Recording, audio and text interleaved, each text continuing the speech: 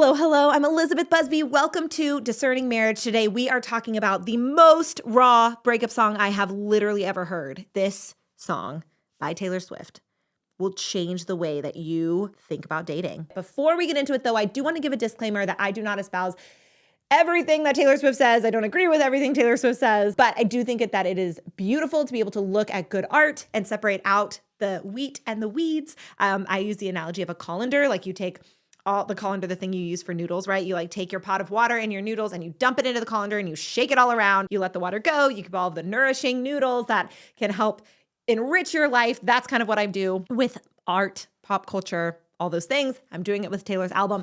So I love me a good breakup song because I feel like breakup songs, the artistry that is a breakup song has a way of communicating what's going on in the human experience. And like when a person goes through a breakup, they have all of their feelings, big feelings. I mean, breakups come with like some of the biggest feelings that exist because a breakup is a form of grief, a breakup is a form of loss, a breakup is a form of death. And so we feel like really, really deeply with breakups. But with breakups, unlike other losses and other deaths and other traumas, a lot of the pain of a breakup is invalidated by like the people around you and the culture around you most of the time. Breakups are a very underappreciated suffering, but breakup songs help us to sort through the really big, rich, complicated feelings that we have about breakups because the culture and the world and our families sometimes aren't able to help us do that. A good therapist can help you do that, but not everyone has one of those. So we have these big feelings when we have a breakup. We don't always know how to sort through them. We don't always know how to give voice to them. We don't always know how to talk about like the implication of them in our life. So breakup songs help us do that. And you guys, Taylor Swift's new album, which I know everyone is talking about, and my male audience are probably rolling their eyes right now, but don't, male audience, leave, because I think that you will really appreciate what I have to say about this. So this breakup song, it's called So Long London, and I almost don't have words for how raw this song is. Like as I was listening to it, I was just like actually speechless by how this woman managed to communicate the depth of agony that she felt in this relationship and in the breakup. Oh, it's so raw. So because of copyright things, I can't play this video, which is fair. I get that. Go watch the official lyric video, the whole thing. It's so haunting and beautiful, and you'll be able to see the words. And then come back so I can talk to you about them. I'm going to read these lyrics to you that I want to talk about. All right. I stopped CPR after all it's no use. CPR meaning like the relationship is dying and she was trying to save it. The spirit was gone, we would never come to, and I'm pissed off you let me give you all that youth for free. So long London, stitches undone, 2 graves, 1 gun, I'll find someone. You guys, the lyric that I really want to focus on here is that idea of giving your youth away for free. So one of the things I think people don't think about, men especially, is what it means to have fertility. So a woman is only fertile for a set amount of time in her life. Like she only has a handful of decades. Even if she lives to be 90, 100 years old, there's still only a set amount of decades that she's capable of having a baby.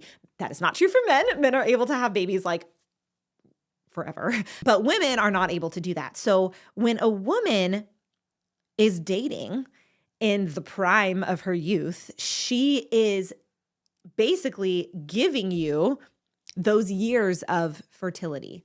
When she says, I gave you my youth for free, she dated this guy for like 6 years. That's 6 years that she gave him. She gave not only her youth and all the other ways that it means, but she gave her fertility to him, right? She like preserved her fertility, paused her fertility, if you will, didn't act on that fertility in the hope that she would end up getting married and having babies with this guy. Because according to the song, who knows what actually happened, but according to the song and what we are led to believe from the song, she wanted to get married. He didn't want to get married. In that space of time where they were going back and forth about whether or not to get married, her biological clock was ticking. Like every month that passed, some fertility was gone, right? And so now that she's out of the relationship and she's like in her early 30s, she's my age, so she's in her mid 30s right now, so much of her fertility is gone. Hopefully she still has some, but we don't know. She gave all of those years, those precious years to him. And at the end of the day, according to the song,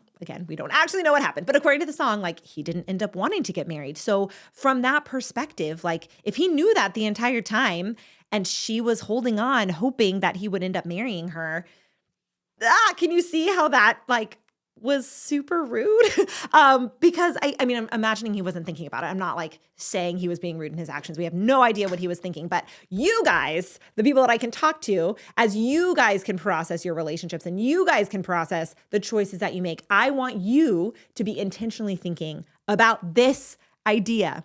If you don't want to get married at all, or to the person that you're with, just tell her. Tell the truth to her that you don't want to get married to her. It feels like it would be so painful to like end the relationship, especially for their example in like a 6-year relationship, right? You have so much time and energy and effort like tied up in this other person. It can feel really impossible to walk away. But in reality, the most loving thing to do, the most respectful, kind thing to do is to just be honest that this isn't what you want, either in general or with her, and end it so that if she does want to get married and have babies, she is able to give those years of her fertility to someone who is actually going to help her reach that goal, to move the relationship toward marriage and toward babies. Just the haunting idea that she gave him all of those years of her youth. And the reality is, she gave him all those years of her fertility. Like, youth in some ways is a synonym for fertility. She may not have meant it that way, but that's totally what I read. Like, she gave him those years of her fertility. She will never get them back. They are gone. And who knows what's going to happen with Taylor and her fertility. She may be able to go on and have babies if she gets married and wants them. She may not. And if she can't, it may or may not be because she used these years with someone who wasn't able to commit to her and get married and have babies with her. But for all of you who listen to the song and it resonates with you, that you gave these years of your youth, you gave these years of your fertility to someone and they didn't cherish them as the gift that they were. They didn't value how precious they were. I want you to take all of that pain to the Lord in prayer, and if you need to a therapist to help you work through how painful it was that you gave all of these years to someone and they didn't cherish them. And men, those of you who are watching this video who are recognizing like, oh my goodness, I totally strung someone on in my past. Like, I feel so bad. Do reparation for that. Pray for that. Fast for her. Say, like if you can say you're sorry, go for it. Probably you can't. Most of the time, I think it's probably not a good idea to like call her up and tell her sorry. But like, offer up prayers for her and offer up fasting for her and tell the Lord you're sorry and ask for blessing to rain down on her. And then learn from that, okay? And in the future, make intentional choices about who you're dating and how long you're dating them. And as soon as you know that you don't want to marry this person, just courageously end it. So there are so many other lyrics in the song that just really,